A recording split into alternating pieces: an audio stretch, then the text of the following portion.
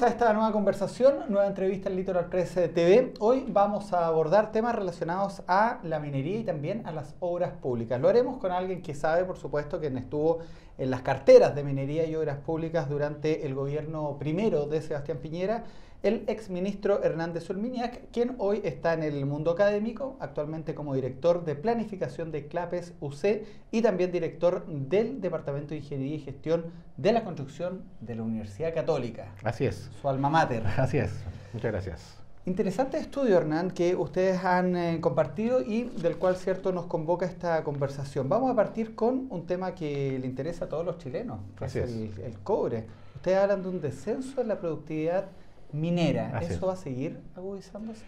Nosotros llevamos un estudio ya prácticamente de muchos años. Empezamos desde antes del año 2000, donde ha tenido una disminución importante la productividad minera.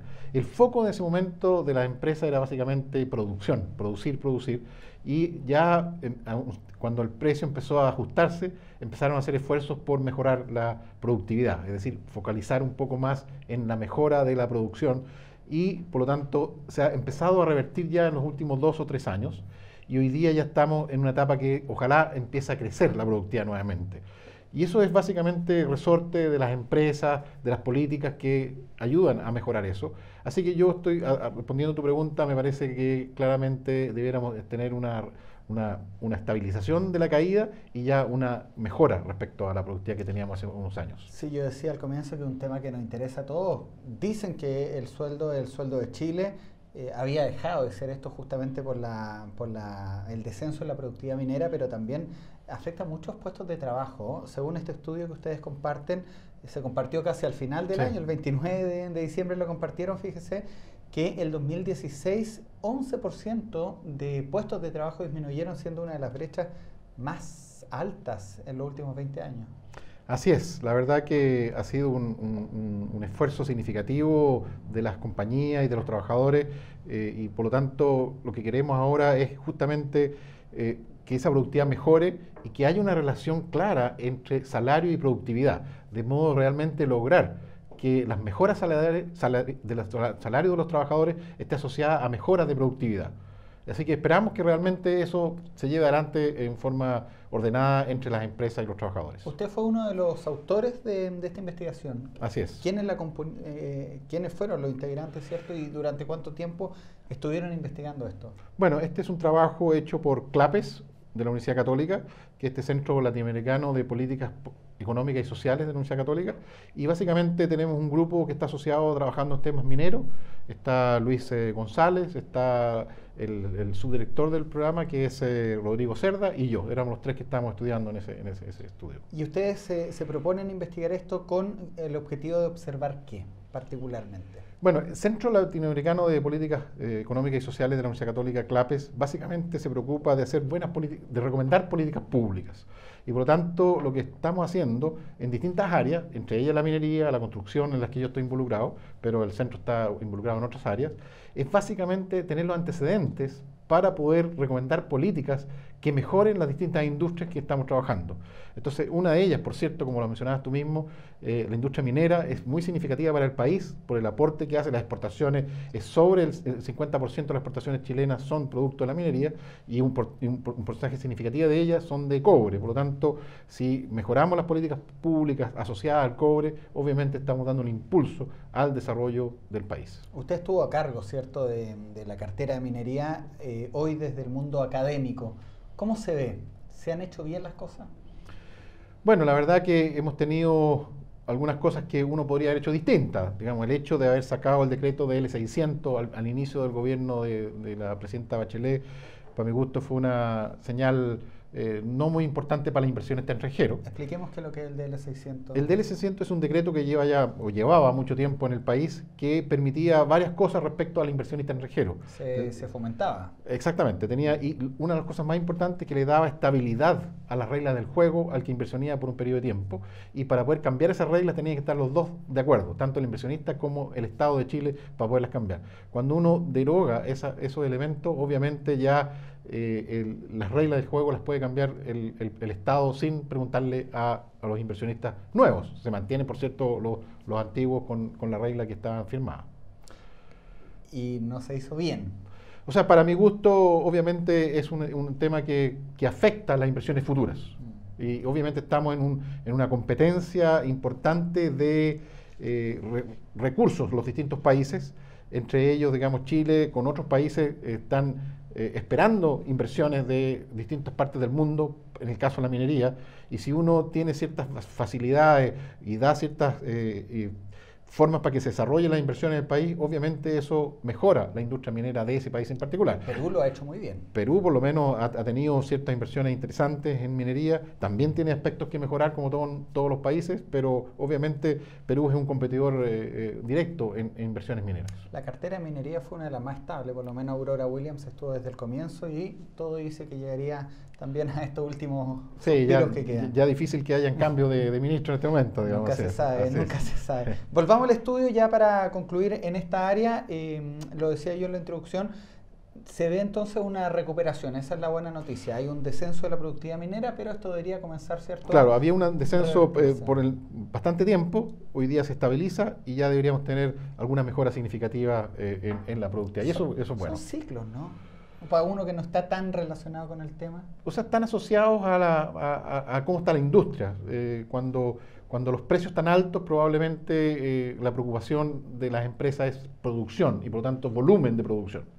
Y cuando los precios están más bajos, el foco es más bien ser eficiente. Y al ser eficiente, la productividad pasa a tener más importancia. Puede ser una pregunta muy básica, pero justamente eso hacemos nosotros los periodistas, que tomamos los expertos y los llevamos, ¿cierto?, a lo que la gente de repente se puede preguntar. ¿El cobre se puede acabar? Estoy viendo la gráfica de estas grandes minas subterráneas y es como un poco el gran temor que tienen muchos de que nuestra gran matriz productiva ya pasó con el salitre. Claro. Bueno, una cosa es que se termine físicamente y la otra que tenga un sustituto. Son dos cosas que el caso del salitre más bien es por sustituto, no porque se acaba la materia prima. Entonces yo creo que lo importante es siempre trabajar en el caso de seguir haciendo prospecciones, de modo de saber. Ahora, el problema es que no se va a acabar. Ahora, ¿es rentable o no es rentable seguir sacándolo? Esa es la decisión que hay que tomar. En las minas subterráneas, claro, cada vez cuesta más llegar. Y cada vez la ley, que es la cantidad de cobre que hay por volumen de mineral, obviamente va disminuyendo. Antes uno podía sacar leyes probablemente sobre 1,5%. Hoy día incluso parten minas con 0,33% de ley.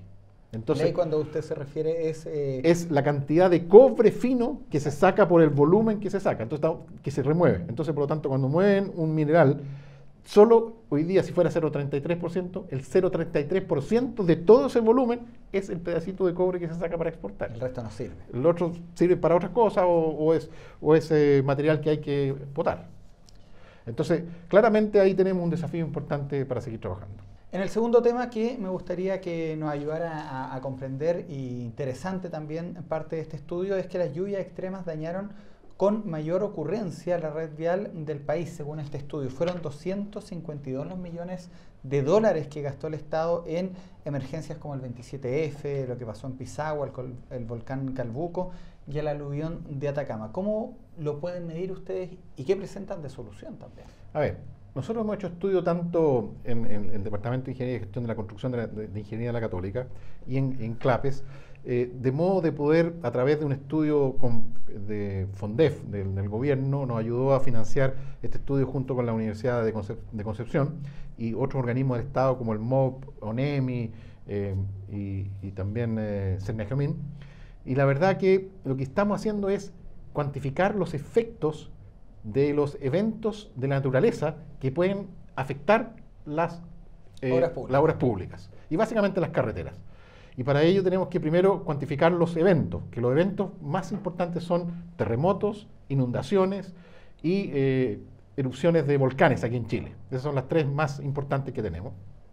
Y por lo tanto, primero es tratar de cuantificar esos eventos, tratar de ver cómo impactan a las obras públicas, a las carreteras principalmente, y por lo tanto lo que hay que hacer es ver mecanismos que nos permitan tener redes viales resilientes, es decir, que soporten mejor o se recuperen más rápido cuando son afectadas por eventos naturales de la naturaleza. Acá estamos viendo imágenes de fondo de lluvias del sur muy tradicionales, pero cuando son extremas, ¿cierto? Dañan con bastante ocurrencia la red vial. Exactamente, porque pueden, obviamente, en quebradas, tener mucho volumen, arrastrar árboles, material, y pasar por la carretera y realmente cortarla.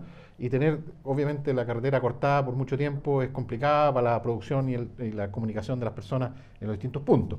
Entonces, lo que estamos haciendo en este estudio es básicamente poder cuantificar el daño que puede producir, determinar dónde se pueden producir y anticiparse de modo de hacer más, como decía anteriormente, resiliente. A ver, la idea entonces finalmente de evitar que el Estado y la gente asuman los sobrecostos.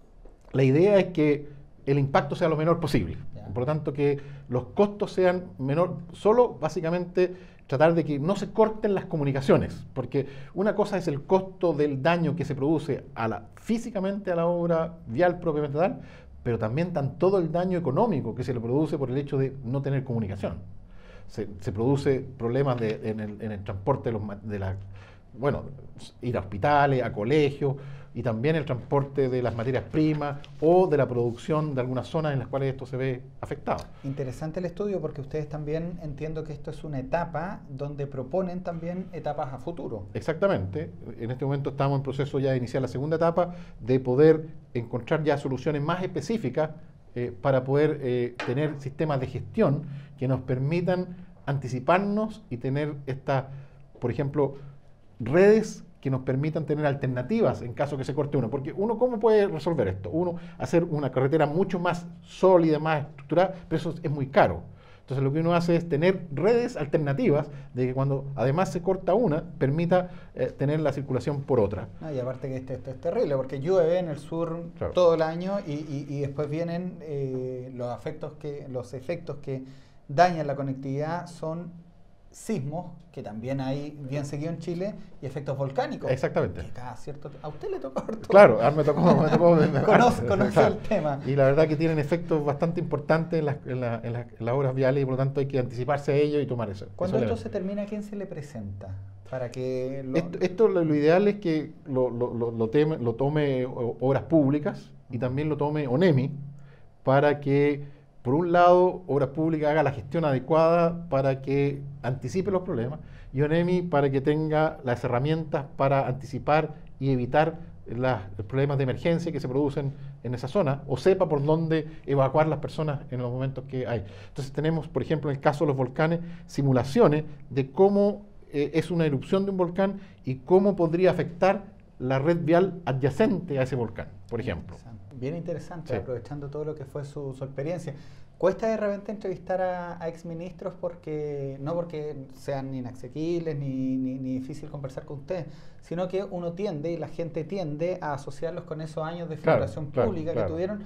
Pero ustedes tuvieron historia antes, usted era decano de Ingeniería de la Católica y ahora sigue aportando, ¿cierto?, el conocimiento que tomó del mundo público en dos carteras, ¿cierto? Hemos hablado de minería y obras públicas y bueno, el estudio está disponible, vamos a poner también dónde se puede adquirir, pero eso también ustedes tienen de cierta manera un conocimiento adquirido que se refleja, y aquí cuesta hablar de uno, pero yo lo voy a mencionar, que a usted le entregaron un premio además, un premio bien interesante, ya no por lo que ha hecho, sino que por lo que ha hecho en el mundo académico. Claro, y en el mundo de la infraestructura. Demostrado también en lo que fue el 27F. Cuénteme de ese premio, porque no es cualquiera, es ingeniero del año. Sí, la verdad que muy contento. El Colegio de Ingenieros entrega varios premios, entre ellos uno de los más importantes es el premio del ingeniero destacado en infraestructura del año. Y ese es el premio que me dieron a mí, la verdad que muy emocionante, es una ceremonia exclusiva para uno, eso también es bastante llamativo, y lo reconocen a uno por su trayectoria y por el trabajo que ha hecho, pero obviamente el trabajo que uno hace lo hace con equipo, con personas, y obviamente el esfuerzo que hicimos en la reconstrucción del terremoto fue clave para que el Colegio de Ingenieros considerara mi nombre como para darme el premio. Y claramente eso es, como decía anteriormente, un trabajo en equipo de mucha gente que lleva adelante y la labor que uno realiza es coordinar y motivar para que las cosas se solucionen. También el premio considera la trayectoria académica que uno tiene, el aporte que hace a las nuevas generaciones. Sí, Entonces, por lo tanto... 35 años de profesor. Así es, 35 años en la Universidad Católica. La verdad que me tiene muy contento y he formado muchas generaciones de profesionales en el área de la ingeniería civil. Así que contento por eso y creo que es un reconocimiento que yo lo llevo con mucho orgullo. Está bien, pues felicitaciones, Hernández. Muchas gracias. Bueno, primero porque siga, ¿cierto?, aportando ahora desde la academia con este estudio de la minería, el estudio de las obras públicas. Está bien interesante, sobre todo un país que queda prácticamente desconectado cuando ocurren efectos de la naturaleza y que se le reconozca como vale. ¿Está contento de ello? Muy contento, la verdad que... cuando uno ha sido profesor toda la vida, el hecho que los pares lo reconozcan a uno es lo más valioso. ¿Sigue contento en el mundo académico? Sí, la verdad que toda mi vida he estado en el mundo académico, salvo en el paréntesis que el presidente me pidió acompañarlo en el periodo anterior. Pero ahora vuelve lo mismo que conoce usted. ¿Sigue contento en el mundo académico o quién sabe? Eso depende del presidente, la verdad que uno no tiene que esperar nada, uno trabaja nomás en los momentos que lo ponen y uno hace lo mejor que puede. Está bien, pues. Muchas gracias por su tiempo. Muchas gracias. Gracias a ustedes también por ver esta entrevista. Recuerden visitarnos en www.litoralpresstv.cl y estar atentos a la repetición de esta conversación en los canales regionales que la emiten desde Antofagasta hasta Punta Arenas.